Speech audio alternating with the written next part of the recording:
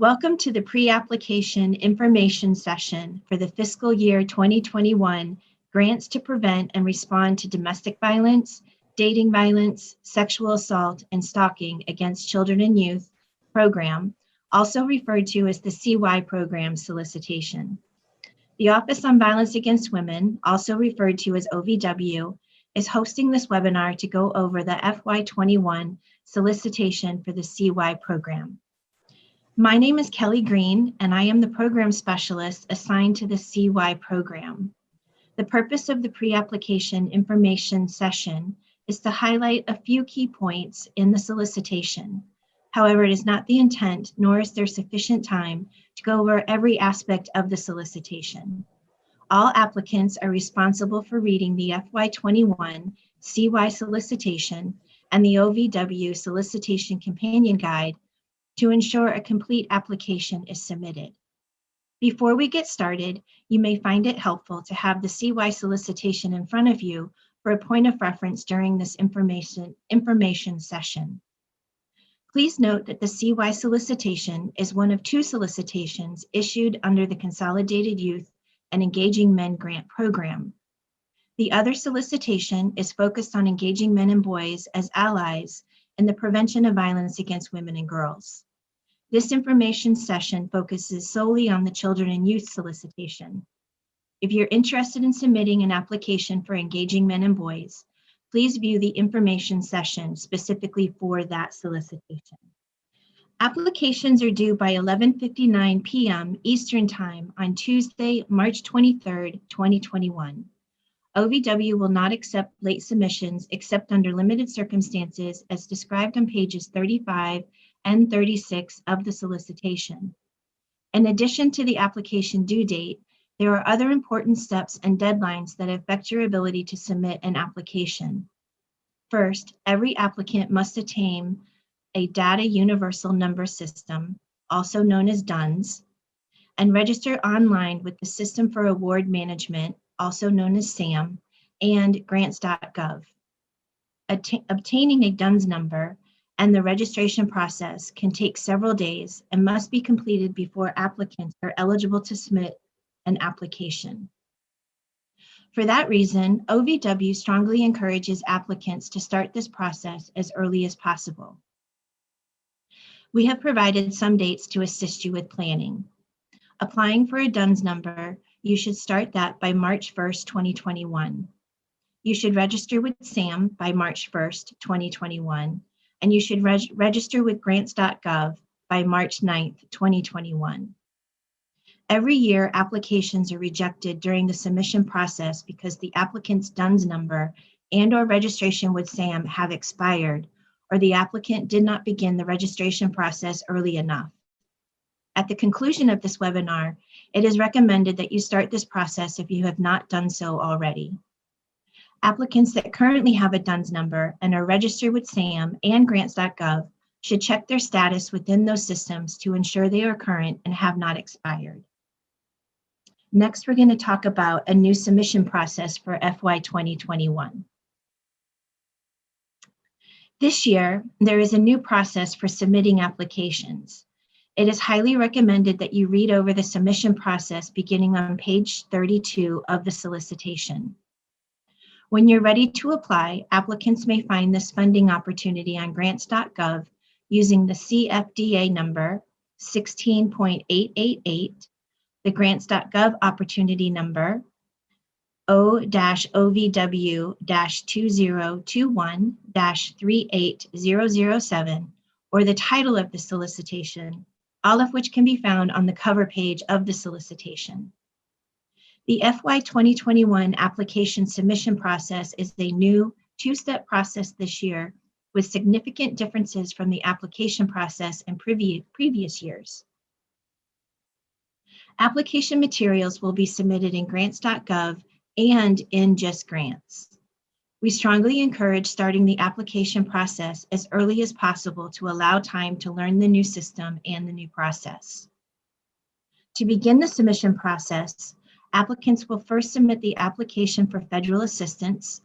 The form number is SF424, and the disclosure of lobbying activities That form number is SF-LLL. Both of these forms will be submitted in grants.gov. After submitting these forms in grants.gov, the applicant will receive an email notification from the Justice Grant System, also known as Just Grants, which is our new grant management system, to complete the remainder of the application in Just Grants. If the applicant is a new user in Just Grants, the email will include instructions on registering with Just Grants. Remember, you will not be able to submit an application until you have obtained a DUNS number, are registered with SAM and grants.gov, and have submitted the SF424 SFLL in grants.gov. These steps must be done before the new system, Just Grants, will generate an email for you to complete and submit your CY application in Just Grants. If you have applied for OVW funding in previous years, you will notice significant changes in the application process. In the new Just Grant system, applicants will directly enter some portions of the application in text boxes, fill out web-based forms for other portions of the application, and upload documents as attachments, all in Just Grants. The following major elements of the application are examples of how applicants will submit information in Just Grants. The proposal abstract will be entered in a text box. The data requested with application, formerly known as the summary data sheet, will be uploaded as an attachment. The proposal narrative will be uploaded as an attachment. The budget worksheet and the budget narrative will be entered into a web-based form and uploaded as an attachment. And the memorandum of understanding, also referred to as the MOU, will be uploaded as an attachment. In addition to these major elements, other documentation will be required for all applications or when applicable. Read the CY solicitation carefully for a full description of all required items for the CY program. Additional information related to the submission process can be found on pages 32 through 36 of the solicitation. Next, we're going to talk about some helpful webinars that Just Grants is going to offer. Also, Just Grants will be hosting a webinar to provide applicants with information on how to submit an application. They anticipate scheduling about 9 sessions to ensure everyone has the opportunity to participate. The webinar will be approximately 1.5 hours, with 30 to 4 minutes focusing on application submission and mechanics content, and the remainder for questions and answers. Sessions will be limited to 350 participants so that the Just Grants team can respond to the questions about application submission. The webinar will cover the process of how to submit an application in grants.gov through submitting an application package in Just Grants.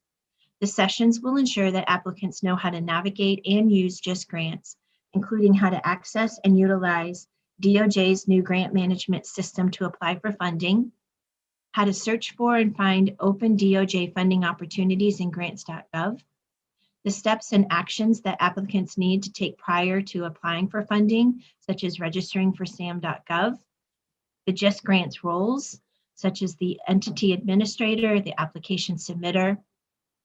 These roles are needed to ensure that users are prepared to take the necessary actions to submit an application, and how to navigate and use the system and find resources, including training materials and job aids to help troubleshoot technical issues.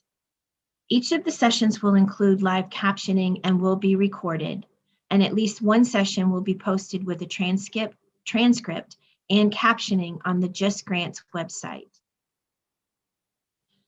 The grant award period is 36 months, tentatively beginning on October 1st, 2021, and ending on September 30th, 2024. Applicants should submit applications with project activities and budgets that reflect this 36-month period. Applicants may also request up to $500,000 in funding. OVW anticipates notifying all applicants of the funding decisions by October 1st, 2021. You can find more information on page 9 for more information about the award period, amount, and award notification. Next, we're going to talk about the types of applications. Both new and continuation applications are accepted. New applications are those that have never received funding under the Consolidated Grant Program to address children and youth experiencing domestic and sexual assault and engage men and boys as allies, otherwise known as the CYEM program, or whose funding under the CYEM program expired more than 12 months ago. Continuation applications are those that have an existing CYEM grant or whose CYEM grant closed within the last 12 months. Applicants may apply to both the CY and EM solicitations. Again, refer to page 9 for more information on the types of applications. Next, we're going to talk about eligibility. Eligibility is mentioned on the cover of the solicitation, as well as on pages 9 and 12 to 13. Eligible applicants are nonprofits, non-governmental entities, tribal organizations, Indian tribal governments, units of local government, and agencies of a unit of local government. Foreign entities and programs are not eligible for funding under the CY program. Applications submitted by ineligible entities or that do not meet the program requirements may not be considered for funding.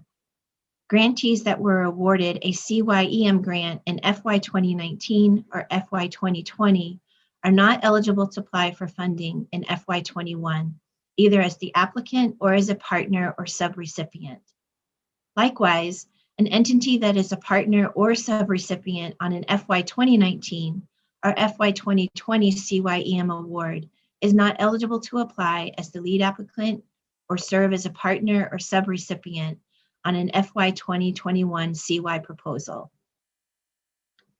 Now that we have covered the process for submitting an application and reviewed the types of applications that can be submitted and eligibility requirements, let us jump into developing your proposed project. Each year, OVW identifies specific topics or issues related to domestic violence, dating violence, sexual assault, and stalking that the office will focus attention. We call these the OVW priority areas. Applicants may choose to incorporate one or more of the priority areas into their proposal. Applicants proposing projects to address a priority area may be given special consideration during the recommendation process. What that means is that OVW has the discretion to recommend a lower scoring application for funding if it meaningfully addresses one or more of the priority areas. Please note, applicants are not required to address a priority area. It is completely optional. A common mistake that we see in applications that claim to address a priority area is they do not include all of the requirements of that specific priority area in the proposal narrative, which results in a lower score during peer review. So if you do choose to include one or more of the priority areas in your proposed project, be certain that you have reviewed the requirements for each and that your proposal narrative and budget include activities and strategies to fully address the specific priority area or areas that you are choosing to identify in your proposal project. This year, the OVW priority areas are: reduce violent crime against women and promote victim safety through investing in law enforcement, increasing prosecution, and promoting effective prevention. To qualify for this purpose area, applicants must propose projects that promote pro-child, child-first programs to enhance the safety and well-being of children and youth who are victims of or exposed to domestic violence, dating violence, sexual assault, and stalking. Applicants proposing to address this priority area must partner with law enforcement. Applicants may have additional partners, but in order to meet the requirements of this priority area, a law enforcement agency must be a signed partner on the MOU. The second OVW priority area for this solicitation is empower victims to become survivors by focusing on long-term safety and sustainable economic independence. To qualify for this purpose area, applicants must propose project activities that go beyond immediate victim services such as crisis counseling, short or long-term counseling, medical or court accompaniment, and etc. Examples of way applicants might address this priority area include youth engagement through the development of youth action committees, or developing strong partnerships with workforce development, job training, or educational programs to provide additional supportive opportunities for victims. And the last OVW priority area for this solicitation is to increase efforts to combat stalking. Applicants proposing to address this priority area must propose projects where at least 50% of the activities address stalking and/or cyber stalking, including the intersection of these crimes with dating violence. For example, many children and youth spend a good deal of their time on mobile devices and the internet, which makes them vulnerable to cyber stalking. Developing a program that focuses on educating children and youth and their parents on safe use of mobile devices and the internet, identifying and reporting instances of possible cyber stalking, and providing support services to victims of cyber stalking. To close out this section, do not state you will address a priority area thinking it will give you additional consideration for funding unless your proposed project meaningfully supports the priority area. It can actually hurt your overall score by causing you to lose valuable points if you do not include enough information in your proposal narrative to convey to the reviewers exactly how you will address a priority area. Remember, points may be deducted during peer review and/or during programmatic review if the application states on the data requested with application sheet that a specific priority area will be addressed and the proposal narrative does not include sufficient activities and/or information to support the priority area. Next, let us shift our focus to the CY program. The CY program supports comprehensive community-based efforts to develop or expand prevention, intervention, treatment, and response strategies to address the needs of children and youth impacted by domestic violence, dating violence, sexual assault, and stalking. The CY program serves children and youth ages 0 to 24 and their non-offending caretaker. Within the CY program are 3 purpose areas, which applicants may choose one to focus their work. The purpose areas for the CY program can be found on page 6 of the solicitation. Please note that applicants may select only one purpose area. Selecting more than one purpose area may result in a lower scored application. The activities described in the proposal narrative and the budget should be reflective of the selected purpose area. In addition, each purpose area includes a range of ages for the children and youth to be served through the proposed project. Applicants should identify the specific ages that the proposal will address. Funds under this program may be used to address one of the purpose areas, which are Purpose Area 1, services and training to address children exposed to domestic violence, dating violence, sexual assault, and stalking, which works with children within the ages of 0 to 10. Purpose Area 2, creating safer communities for youth, prevention, intervention, treatment, and response services for youth impacted by domestic violence, dating violence, sexual assault, and stalking. This serves youth within the ages of 11 to 24. And the last purpose area is Purpose Area 3, providing school-based services, prevention, intervention, and response to dating violence, sexual assault, and stalking, which serves children and youth ages 5 to 19. Next, I'm going to provide you with some helpful hints for the purpose areas. So before moving on, I want to reiterate a few important points and provide you with a few helpful hints to assist you in submitting a strong application. First, as I've mentioned previously, applicants are limited to applying for only one purpose area. You have to select one, but you may not select more than one. Selecting more than one purpose area may lead to point deductions during the peer review or programmatic review process. Because each purpose area has distinct requirements, it is difficult for peer reviewers to determine exactly what an applicant is proposing when they identify more than one purpose area. The strongest applications follow this requirement and select only one purpose area. Now, this does not mean that you cannot add activities to your project, so long as you fully address all of the requirements for the purpose area you are choosing to address. In fact, applicants should feel free to add activities in addition to the program requirements, so long as they are allowable within the scope of this program and do not undermine victim safety. Another helpful hint is to be sure to identify the specific ages within the age group your project will serve. I cannot stress how important it is to do this. Every year, applicants lose points during peer review because they have stated they will serve the entire age range for the specific purpose area. But then the project narrative only supports a very specific age group. Whichever age range or specific ages you state you will be served, the proposed project must include staff and activities to demonstrate the proper education and skill set to serve those designated ages. For example, Purpose Area 2 serves youth ages 11 to 24. Because of the distinct differences in youth development, the type of skills necessary to serve and engage with an 11-year-old are very different from serving and engaging with a 17 or even a 20-year-old. Therefore, applicants are encouraged to focus on a specific age group within the listed range.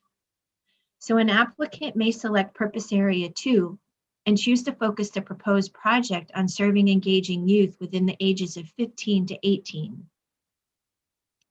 Be sure your application addresses victim services, prevention education, and training. Each of the purpose areas requires activities to support each of these services. Applications cannot do just prevention work without also providing victim services and training, and vice versa. Lastly, while each purpose area is focused on a specific age range, they are also focused on specific types of services.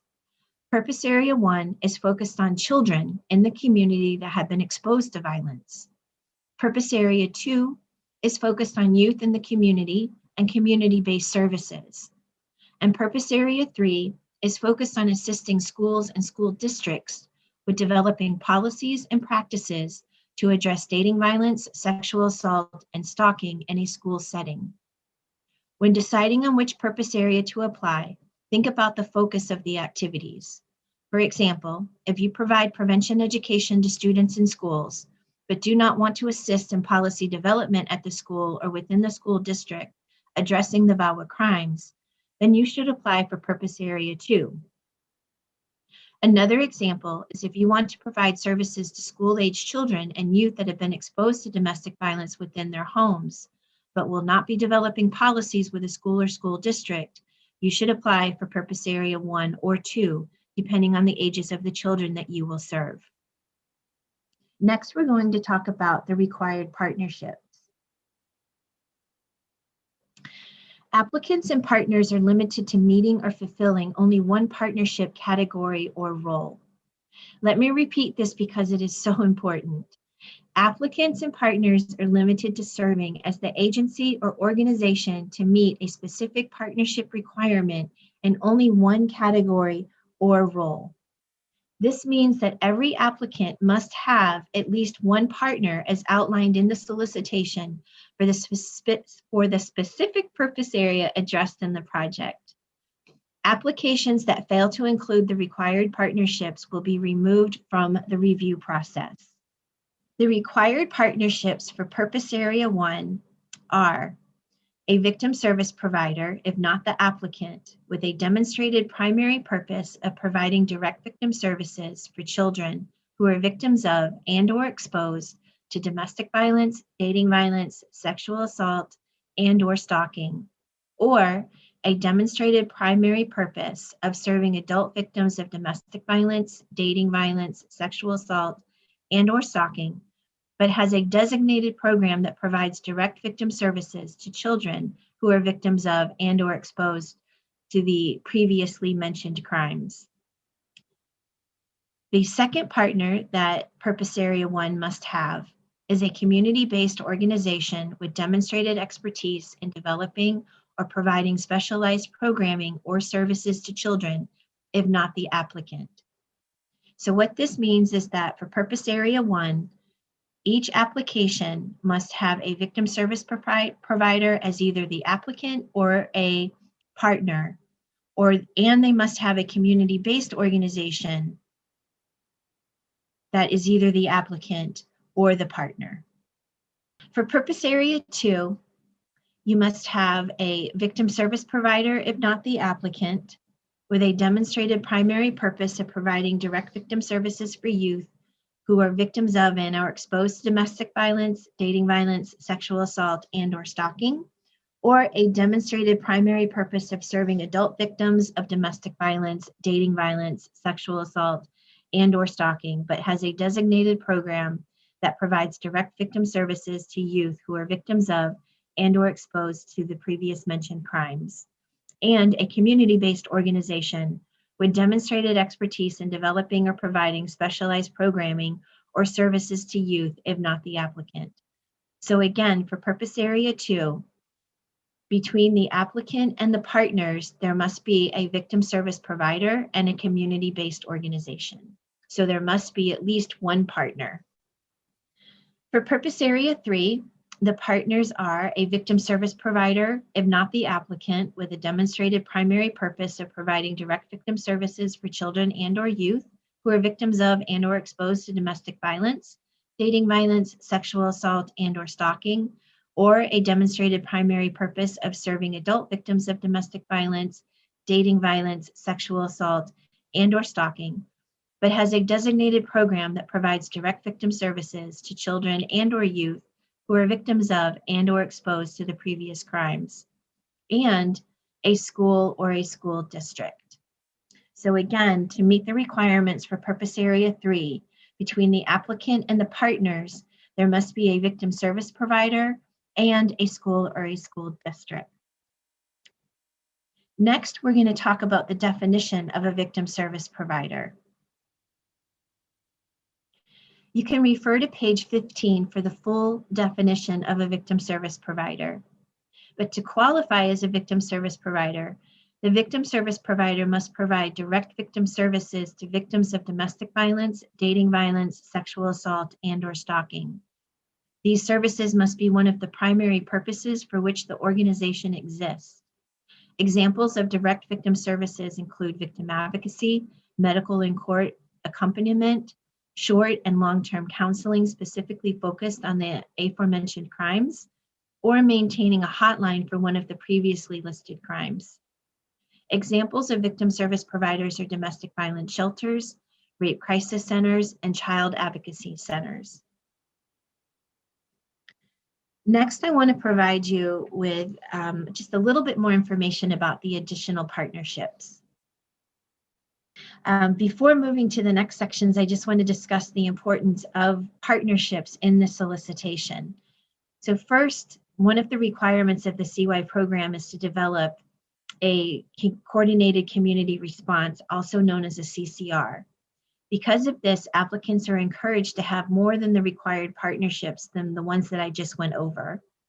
Second, other than the victim service provider, it is not a requirement of this program that the applicant or the partners actually have experience or expertise in working with children and youth who have been victims of domestic violence, dating violence, sexual assault, or stalking.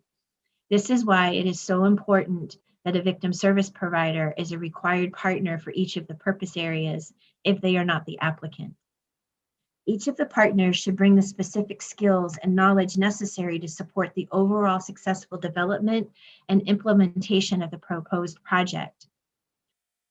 When developing whom to partner with, you should take into consideration the specific ages and developmental stage of the children and youth served through the proposed project, as well as the various groups of individuals that are required to be trained or provided with education.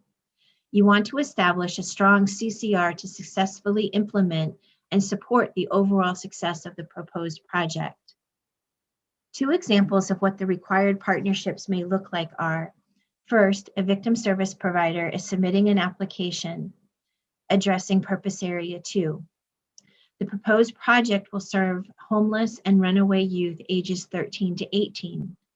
The required partners for this project will be a community-based organization that provides housing and support services to homeless and runaway youth.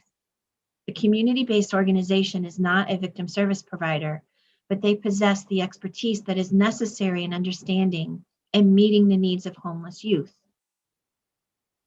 So partnering the community-based organization that is working with homeless and runaway youth with the victim service provider gives that application the expertise it needs to address Purpose Area 2. The second example is a community-based organization that provides after-school programming for children is submitting an application addressing Purpose Area 1. Proposed project will serve children ages 5 to 10. Because the community-based organization is not a victim service provider, they must partner with a victim service provider that provides direct victim services to children, either as a standalone organization or as an adult victim services provider with a specific program that serves children. Next, we're going to review some of the mandatory program requirements for all applications. Applicants that receive funding under the CY program are required to engage in and provide certain activities throughout the award period. I'm going to highlight just a few. The full list of mandatory program requirements is on pages 10 to 12 of the solicitation. Please read these carefully and make sure your proposed project includes each of the mandatory requirements. Failure to address each of the mandatory requirements in the project narrative may result in a deduction of points during the peer review and/or programmatic review process. Regardless of the purpose area, all applicants that receive funding will be required to do the following: participate in OVW-sponsored training and technical assistance, including the new grantee orientation. All grantees must participate in the technical assistant events and activities that are organized and supported by the CY program designated technical assistance providers. This includes, but is not limited to, monthly and/or quarterly conference and telephone calls, site visits, in-person training institutes, peer-to-peer learning opportunities, and web-based trainings. Applicants are required to set aside $30,000 to $35,000 of their total budgets for this requirement. I will go over this in more detail in the budget section. Another requirement is that all applicants must create or expand a coordinated community response to develop and guide the proposed project. The CCR team must meet regularly and be representative of the community to be served through the project. All projects must provide crisis intervention for participants at all educational, outreach, and training events. The person that provides the crisis intervention must not be the facilitator. This person must be available to participants if they are triggered or wish to speak with someone during the event, not just after the event. The person providing the service must be trained in crisis intervention per the organization or state licensing or training requirements. All funded projects have an initial planning phase prior to implementing the full scope of the proposed project.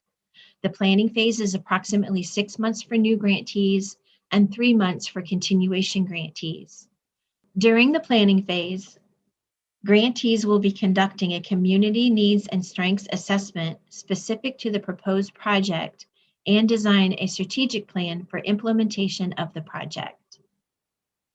All proposed projects must include the provision of direct victim services to children and youth and support services to non-offending parents or caregivers. I encourage you to review the mandatory requirements on pages 10 to 12 for the specific purpose area your project will address. Next, we're going to address the mandatory program requirements for Purpose Area 1. In addition to the mandatory program requirements for all applications regardless of the purpose area, each purpose area also has a set of mandatory program requirements. I'm not going to go over each one, but will highlight a few. Please be sure to read pages 10 to 12 of the solicitation to ensure your application is fully responsive to the program requirements. For Purpose Area 1, proposed projects must include training to assist law enforcement and other allied professionals to appropriately respond to and support children exposed to domestic violence, dating violence, sexual assault, and/or stalking. This is most common in incidences of domestic violence. It is important to identify when a child or children are in a home or an environment where domestic violence is taking place. Another requirement for Purpose Area 1 is to develop processes and training for organizations and/or programs that serve children, such as Head Start, after-school programs, teachers, foster care, and child care, to identify children and/or families that are experiencing domestic violence, dating violence, sexual assault, or stalking. It is important for these types of organizations and programs to recognize the signs of violence and to be able to intervene in a healthy, safe, and appropriate manner in order for the child and/or family to receive support services. And last, projects are required to include prevention programming for children, including those who are at high risk for victimization or perpetration. Next, we're going to go over the program requirements for Purpose Area 2. As in the previous purpose area, I'm not going to go over each one, but we'll highlight just a few. First, for Purpose Area 2, is training to assist law enforcement and other allied professionals in responding to and supporting youth victims of domestic violence, dating violence, sexual assault, and/or stalking. It is important for law enforcement, prosecutors, courts, healthcare providers, and others to understand the needs of youth who have experienced these crimes. Another that I'd like to highlight is prevention programming for youth that is inclusive of youth-led strategies to assist youth in understanding and recognizing domestic violence, dating violence, sexual assault, and stalking. It is important to include youth in the development and implementation of prevention programming and bystander intervention strategies to ensure the programming resonates with the needs of the youth to be served. Next, we're going to talk about the program requirements for Purpose Area 3. Again, as in the previous purpose areas, I'm not going to go over each one, but we'll highlight just a few. Applicants funded under Purpose Area 3 are required to develop and implement school-based policies, practices, and programs to prevent and respond to dating violence, sexual assault, and/or stalking of students. This includes addressing safety planning, referrals for support services, protection orders, and interim school-based accommodations. It is important to note that if you will not be developing or revising school-based policies, practices, or programs, you should not apply under this purpose area. Last year, several applicants lost significant points for applying under this purpose area and not including any information about the development or revision of school-based policies addressing the VAWA crimes. Another requirement for this purpose area is to provide training for school-based staff and faculty, such as school resource officers, teachers, coaches, nurses, counselors, and administrators on creating trauma-informed educational environments and programming for students. In addition, the proposed project should also include training for law enforcement and other allied professionals to assist in investigating and prosecuting incidences of dating violence, sexual assault, and stalking of students. Lastly, implement programming within the school or the school district to change the attitudes and behaviors of the students and school staff and faculty related to dating violence, sexual assault, and stalking. Next, we're going to talk about determining which purpose area to address. Before moving to the next section, it is important to note that all of the activities listed under each purpose area are required. However, applicants may add additional activities beyond what is required.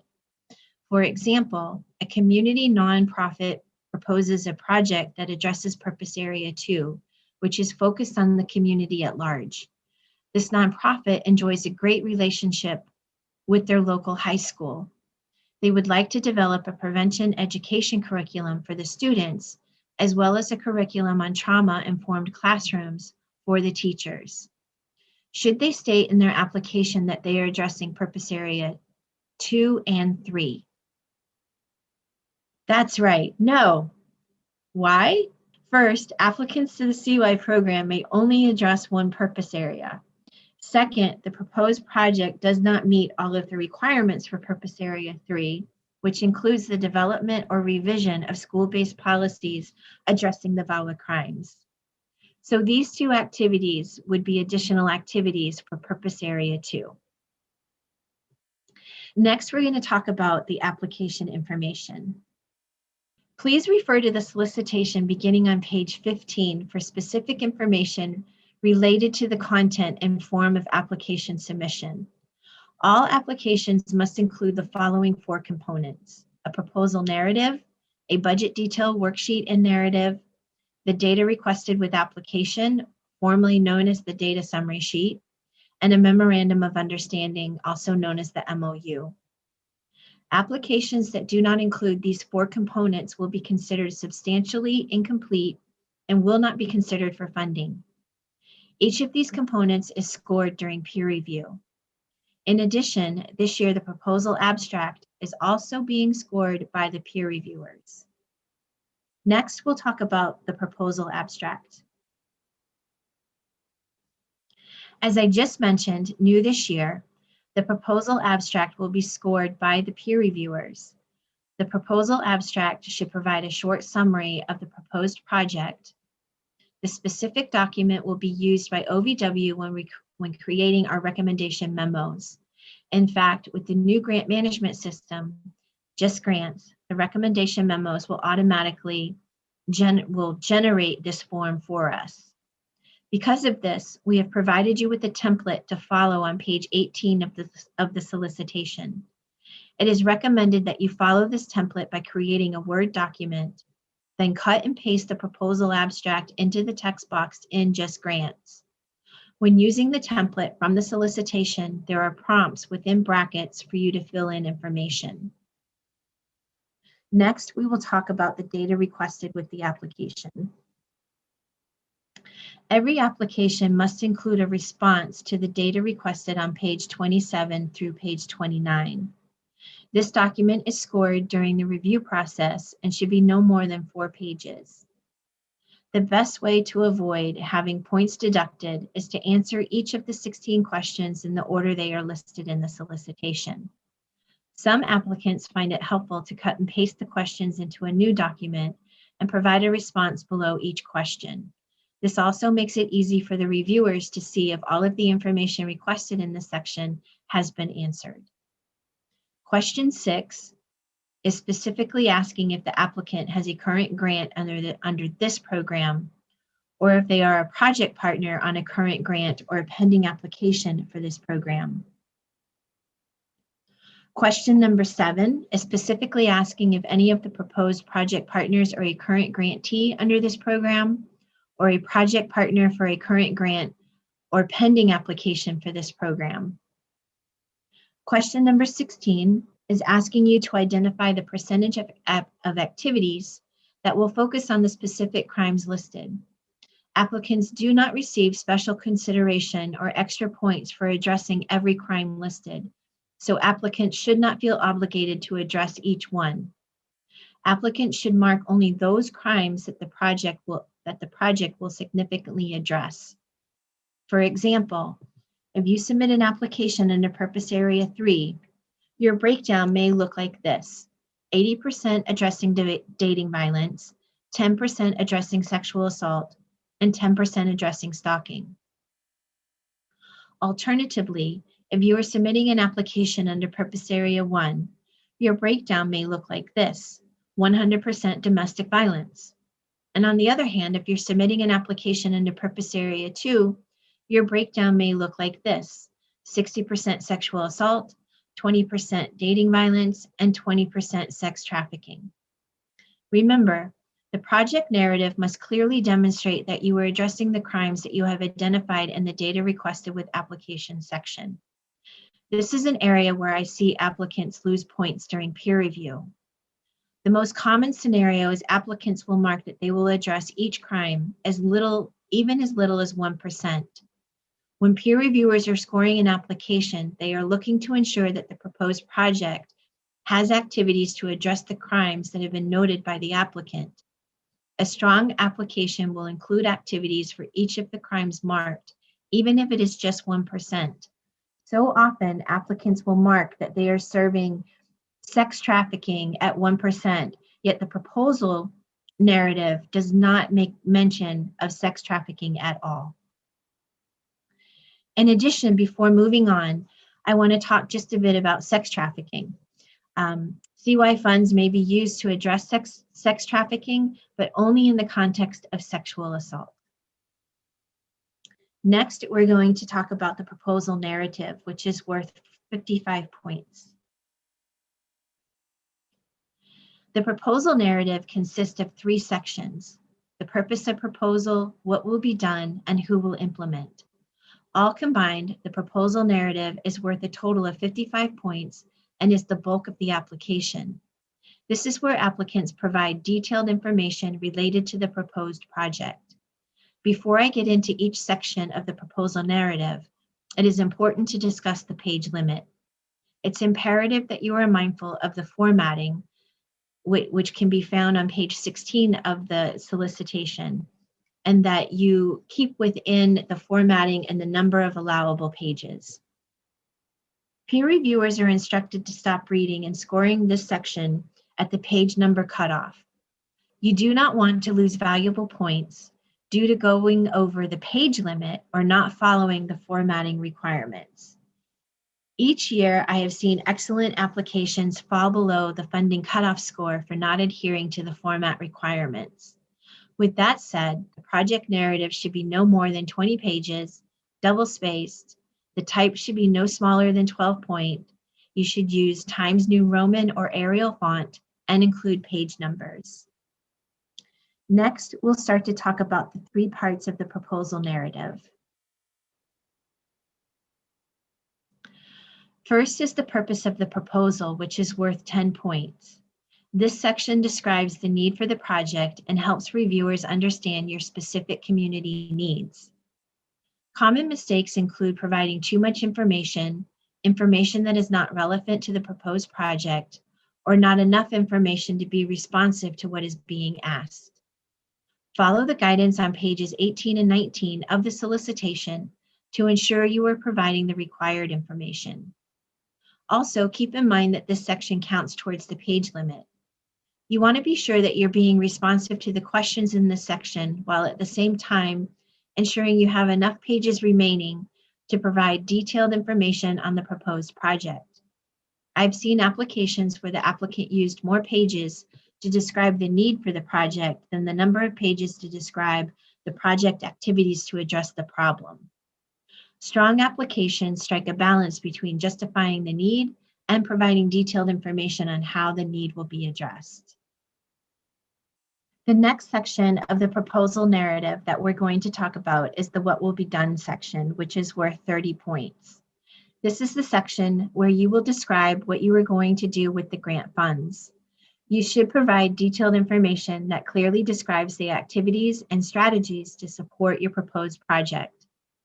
The goals and objectives should be clear and detailed so that reviewers understand how the proposed activities will meet the needs identified and the program requirements. For example, there is a difference between stating, "We will conduct training for teachers," as opposed to saying, "We will conduct annual training for all teachers on how to identify and refer students who have been victims of dating violence." Additionally, it is important to note that there are different requirements for the different purpose areas. So please be sure to follow the guidance provided on pages 19 to 21 of the solicitation to ensure you are being responsive to what is being asked. Some common mistakes to avoid in this section are not providing a description of products to be developed or purchased with grant funds. If products such as brochures, videos, billboards, or curriculums are mentioned in this section, there should be a line item for them included in the budget and vice versa. Not describing how products and or services will be tailored to meet the needs of a specific population to be served, such as the ages, developmental stages, different audiences for the training and education. Another mistake to avoid is not including activities and strategies that will be developed and implemented to meet the OVW priority areas that the applicant has chosen to address and identified on the data requested with application sheet. And finally, not addressing each of the program and purpose area requirements. The last part of the proposal narrative is the who will implement, which is worth 5 points. In this section, the applicant should identify whom the key individuals and organizations will be that are involved in the proposed project.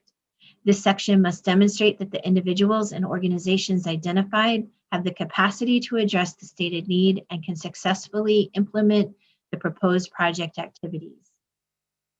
As a friendly reminder, this section is also part of the page limit. You'll want to keep the section focused on who is involved in the major project activities and who is most responsible for ensuring the goals and objectives of the proposed project are met. Please refer to page 21 to ensure you include all of the required information for this section. Next, we're going to talk about the budget detail worksheet and the narrative. This section is worth 15 points. During the peer review process, the peer review panels will be reviewing and scoring the budgets to ensure they meet the program requirements and do not include any unallowable activities and/or expenses. It is the applicant's responsibility to read this section thoroughly in order to submit a proper budget. Pages 22 through 27 provide detailed information on how to develop and submit your budget for your proposed project. Please note there is a new process for submitting budgets this year. Applicants will complete a web-based form in Just Grants for the budget worksheet and budget narrative, and applicants are also required to upload the applicable associated documentation that is described on pages 22 through 27 of the solicitation. I'm going to go over some of the budget requirements specific to the CY program. All applicants, regardless of the purpose area, must include funds specifically for OVW mandated technical assistance and travel costs. The CY program has a dedicated team of technical assistance providers specifically for the purpose of providing comprehensive technical assistance programming to CY grantees. All CY grantees are required to attend and participate in the technical assistance events. Projects located in the contiguous U.S. must allocate $30,000, and projects located in the U.S. territories or in the state of Hawaii or Alaska must allocate $35,000. When in-person TA events resume, applicants should plan to send at least 4 individuals involved in their project to 3 OVW mandated technical assistance training events each year of the award for a total of 9 training events. In addition to the training events, grantees are required to send a minimum of 3 individuals to the new grantee orientation. This funding may not be used for any other travel and/or training, and any remaining funds in this section will be returned to OVW at the end of the award period. If applicants are interested in attending conferences or other trainings to increase their team's skill and knowledge, additional funding outside of the $30,000 to $35,000 should be set aside in the budget for that specific purpose. The budget should also include funds to ensure project activities and materials are accessible to individuals with disabilities. For example, videos can be closed captioned and translated into other languages.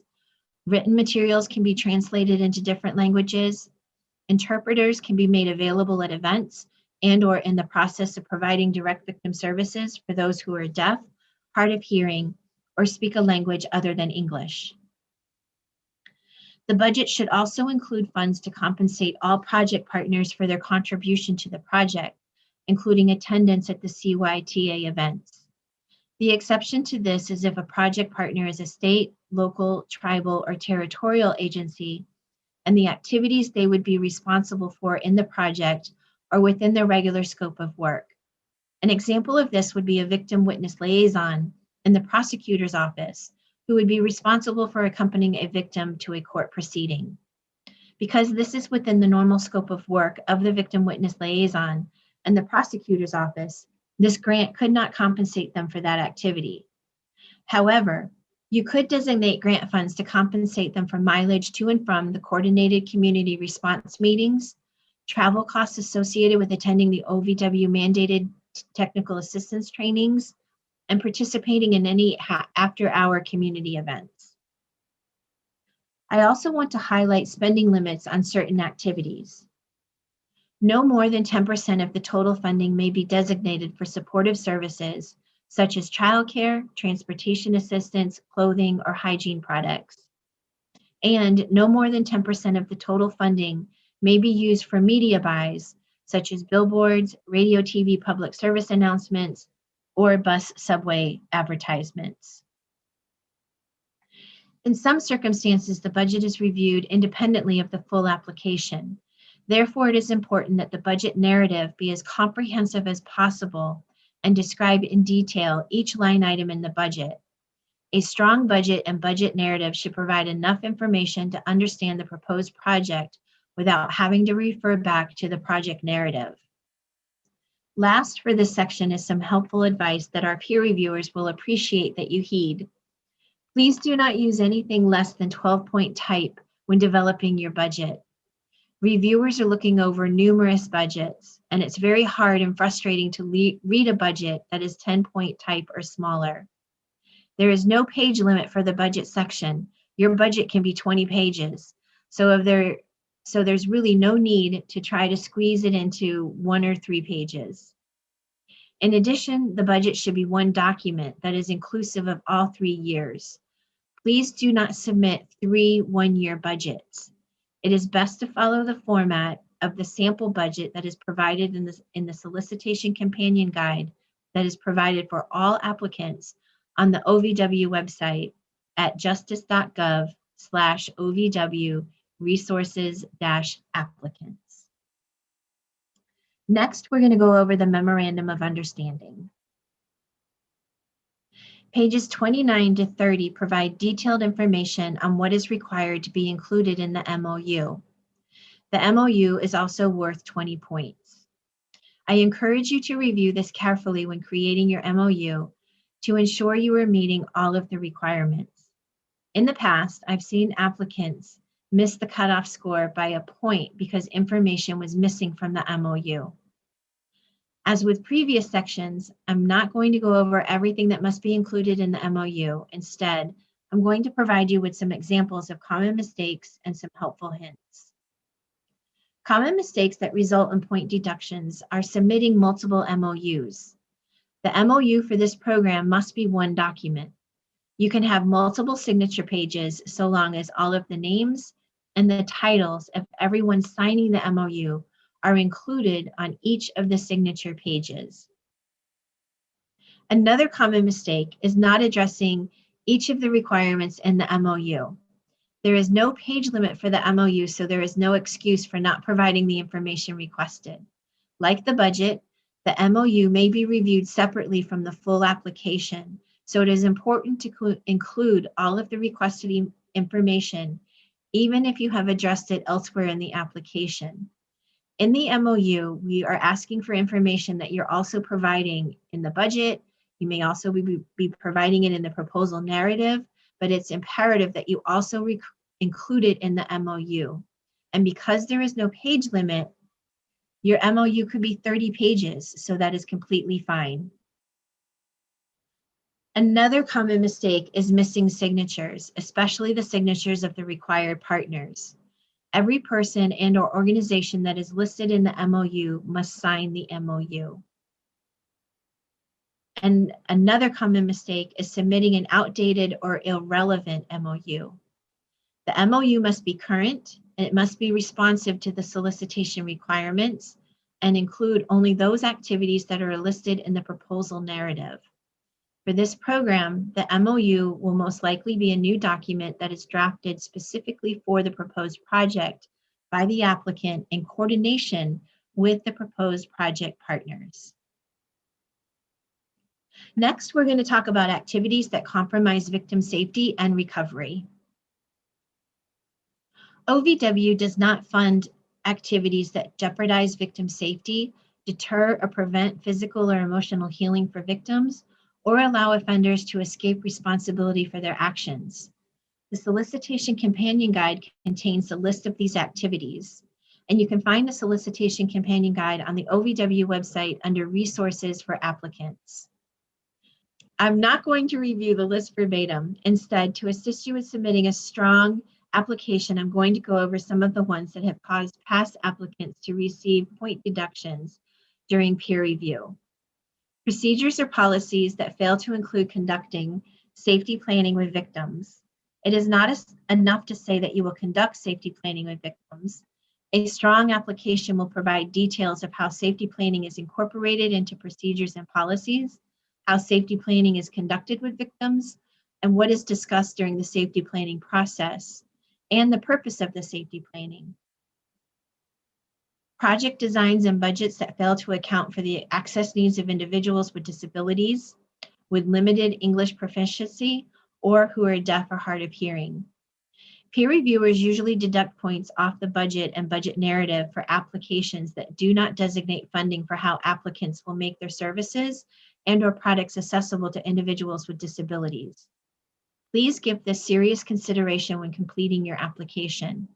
If you will not need to allocate funds to address this requirement because there is another organization or program in your community that provides this service, it is important for you to state that in the project narrative as well as in the budget and budget narrative.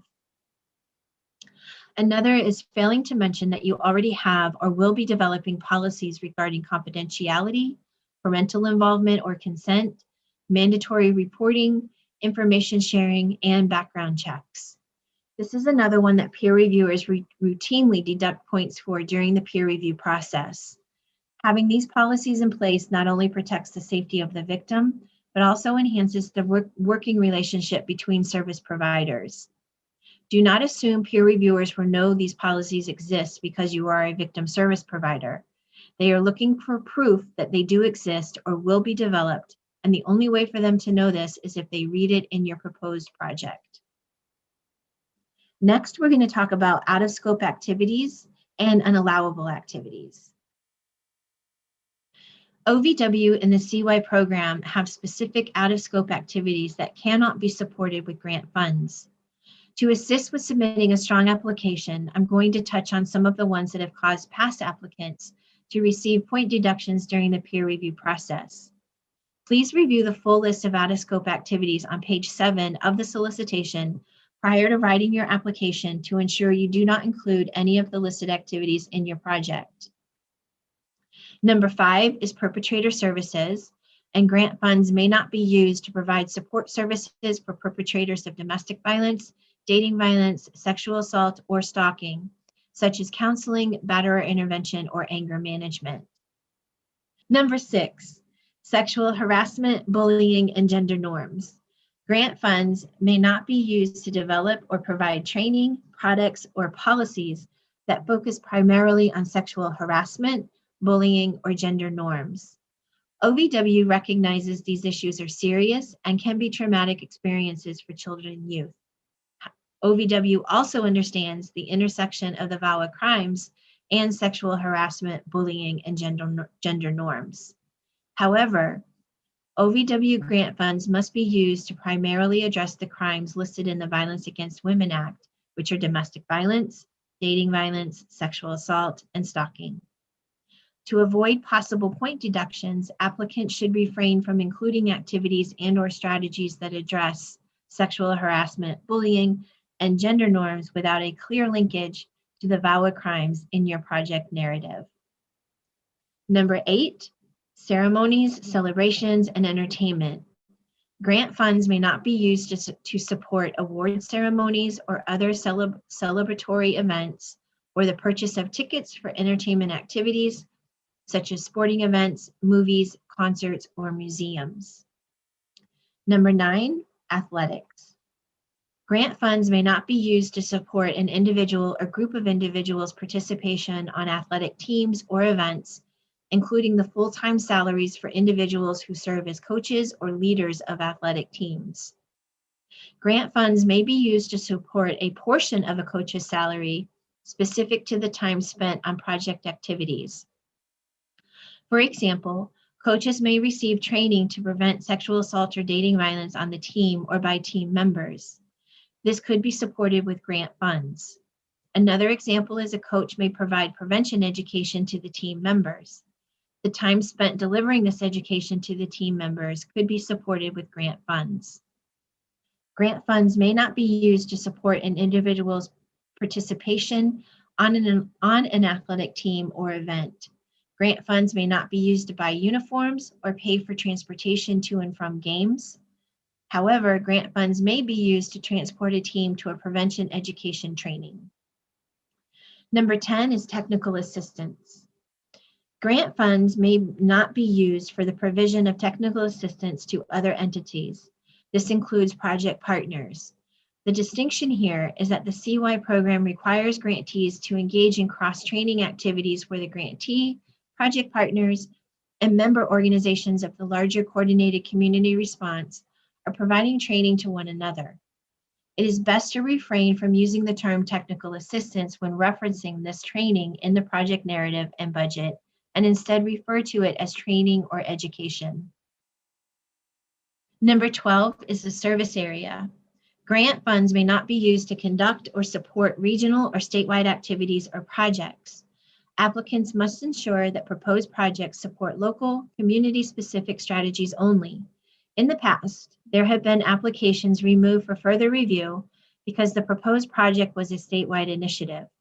To avoid having this happen to your application, please ensure your project is focused to a specific community. Some examples of activities that are not community-based and could result in point deductions include national or statewide podcasts, organizing or presenting at regional, statewide, or national conferences, and educational or awareness campaigns that have been developed for regional or statewide distribution. In addition, the applicant and its project partners must be based in the project's service area. Next, we're going to talk about tips to assist with submitting a strong and responsive application. So I'm going to go over some tips that may improve your chances on becoming a CY grant recipient. Please note that the following list is not a guarantee that your project will be funded, but is intended to assist you with submitting a strong and responsive application. Think of your application like a blueprint, a complete plan that examines how to do or develop something. Before a contractor can break ground on a new project, they must submit their blueprint to the local officials for review and approval. Your application is very similar to this in that it contains all of the elements necessary to successfully receive permission, also known as funding, to begin the project, as well as the steps necessary to successfully execute and complete your project. So be as detailed and succinct as possible when writing your application. Read the solicitation. I have not reviewed every section of the solicitation, so please read the solicitation. As I have mentioned previously, it is the applicant's responsibility to read the solicitation in its entirety. Everything that needs to be included in or with your application is mentioned in the solicitation and supporting resources that are linked or referenced in the solicitation. For an application to be considered complete and move to the review process, it must include the following 4 components: a proposal narrative, a budget worksheet and budget narrative, a data requested with application sheet, and a memorandum of understanding. MOUs that do not contain signatures may receive point deductions or be removed from consideration. Be sure your project strategies and activities address the areas you have identified on the data requested with application sheet. It is perfectly okay for projects to focus on one crime or on one age group. It does not increase your chances of being awarded a grant by stating that you will address every crime if your proposal narrative only provides information on how you will address sexual assault. A strong application is focused on the crimes, age group, and single purpose area that will be served. If you are submitting a continuation application, be sure your project is building upon what you have already accomplished with the last award. A continuation project should not simply be a continuation of the same activities. You must be able to demonstrate growth or expansion, or be able to articulate well the reason or reasons why you are proposing the same activities. Use the application checklist on pages 40 and 41 of the solicitation. This checklist will help ensure all required documents are included in your application when you begin the submission process. Pages 30 to 31 of the solicitation includes information on all of the additional required documents that must be submitted with your application. Should you be funded, failure to submit this additional information does cause delays in final approval of your project and your budget. Allow plenty of time to gather required information, especially the signatures on the MOU. Remember, for the MOU, you can have multiple signature pages so long as every individual that will be signing the MOU is listed on each signature page. This usually speeds the process as you are not having to wait for one signature before acquiring the next. To avoid any possibility of missing the submission deadline, submit your application as far in advance of the deadline as possible. Technical issues may arise, and the number of individuals seeking assistance from grants.gov or Just Grants or OVW increases on and near the submission date. Also, with Just Grants being a new system for everyone, there is a learning curve, so the more time you allow for the submission of your application this year, the better. Make the application easy to read and follow for all of the reviewers. Use the heading and subheading titles that are in the solicitation for each section. Be sure the application and responses to the program requirements and expectations are complete and clearly written. Avoid or limit the use of acronyms. Remember, the reviewers are not familiar with your community and will not be familiar with the acronyms your organization and project partners may use. It is very frustrating to have to keep going back and forth in an application to understand acronyms, so it is best to spell them out. Print out the application before submitting it to ensure appropriate formatting and adherence to the page limit requirements. Also, number your pages in your application. And if your name and contact information is listed as the point of contact, please monitor your email inbox. There are times that the system may reject your application, and you will need to make sure that you are getting those alerts. Next, we're going to talk about technical challenges and late submissions. Pages 32 to 35 contain important information related to technical challenges and late submission requests. As I mentioned at the beginning of the session, the process for submitting an application is new this year. I cannot stress strong enough the importance of allowing yourself significant time to prepare and submit your application. Applicants experiencing technical issues with Just Grants should contact the OVW Just Grants support line as soon as possible at ovw.justgrantsupport@usdoj.gov. Also, OVW will take the necessary steps to ensure that applicants are able to submit their applications on time. Applicants experiencing Just Grants technical issues should ensure that they are continuing to develop their proposals while they are working to address any issues. Applicants should follow the solicitation guidance regarding technical difficulties. This will enable applicants to submit a full proposal by the deadline using an alternate method if necessary.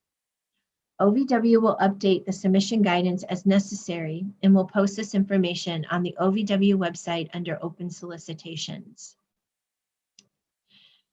Next, we're going to talk about grants financial management. The next couple of slides, we're going to focus on aspects of your application that relate to the documents our financial team, the Grants Financial Management Division, also known as GFMD, reviews.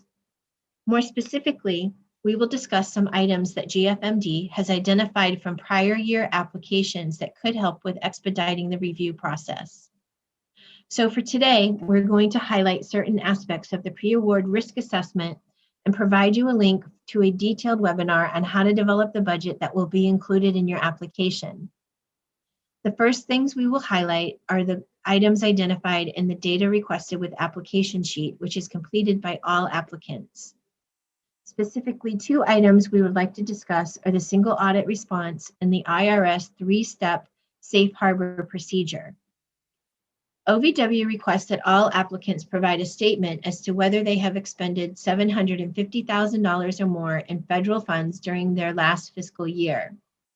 If they have, then they indicate that and also specify the end date of their first fiscal year.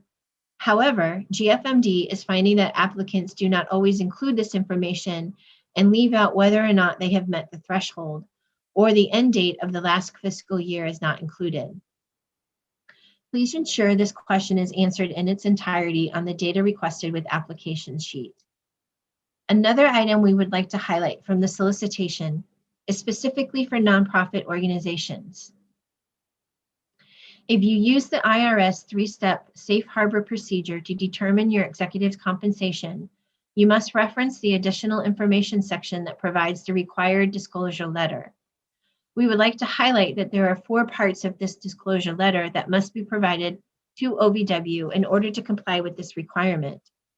The sample letter that outlines all 4 parts of the disclosure, so please be sure to follow the sample and provide a response to each of the 4 pieces. We also want to discuss the financial accounting practices which assist GFMD during their pre-award risk assessment review for all applications. Each applicant must prepare a response to all 11 questions, and each question has multiple parts.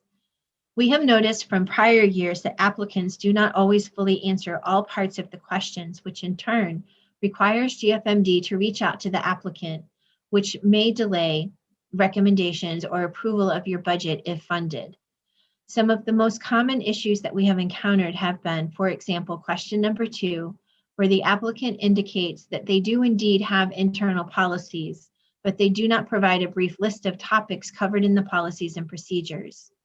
Another example of incomplete responses include question number 3, where the applicant does not provide a brief summary of the organization's process for tracking expenditures, and more specifically, whether or not it tracks budgeted versus actual expenditures. So these are just a few examples, but basically, please make sure you read each piece of each question and provide a full and comprehensive response. The next slide is we're going to highlight some resources that are available that should be used as you are creating the budget to be submitted with the application. Over the last year, GFMD has worked to develop a detailed webinar presentation on how to assist applicants in developing a budget to be submitted with their OVW applications. They want to help reduce any changes you may face with the budget and make it clear what they look for when they review your budget. This webinar provides some insight as to what OVW financial staff considers during their review of your budget. Use the following link, https://www.justice.gov/OVW/resources-applicants. The webinar can be found under the budget information section on this page. Another one is the uniform guidance, which can be found at 2 CFR 200. Then another resource is the DOJ financial guide, as well as the program-specific solicitation. If you need assistance finding these resources, please contact the GFMD help desk. Next, we're going to provide you with some contact information. So we're finally at the end of this presentation. We know this is a lot of information to process, so if you have any questions related to this solicitation, please reach out to the CYEM program either by calling 202-514-0390 or send an email to ovw.consolyouth@usdoj.gov. If you have questions about the GFMD information discussed, please feel free to contact the GFMD help desk at 888-514-8556 or by email at ovw.gfmd@usdoj.gov. And please note that OVW staff cannot comment on the quality of an applicant's proposed project or proposed activities. Thank you so much for your time today, and thank you for your interest in the OVW Children and Youth Program.